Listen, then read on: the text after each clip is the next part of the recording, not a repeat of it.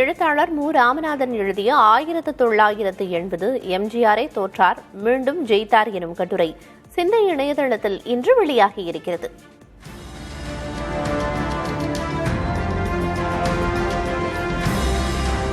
திரையில் தான் வளர்த்தெடுத்த பிம்பத்தை எம்ஜிஆர் அரசியலுக்கு பயன்படுத்தினாலும் அவரும் தோல்விகளை சந்தித்திருக்கிறார் என்பதையும் அதிலிருந்து அவர் எப்படி மீண்டார் என்பதையும் மு. ராமநாதன் எழுதிய இக்கட்டுரை விளக்குகிறது. எம்ஜிஆருக்கு 1980 நாடாளுமன்ற தேர்தல் ஒரு பெரும் சவாலாக அமைந்தது. இந்திரா காந்தியும் கலைஞரும் கைகோத்த அந்த தேர்தலில் அதிமுக படுதோல்வியை சந்தித்தது. இடஒதுக்கீட்டில் எம்ஜிஆர் கொண்டு வந்த வருமான உச்சவரம்பு ஆணை மக்கள் மத்தியில் அதிருப்தியை ஏற்படுத்தியதே இந்த தோல்விக்கு முக்கிய காரணமாக அமைந்தது என்கிறது இந்த கட்டுரை.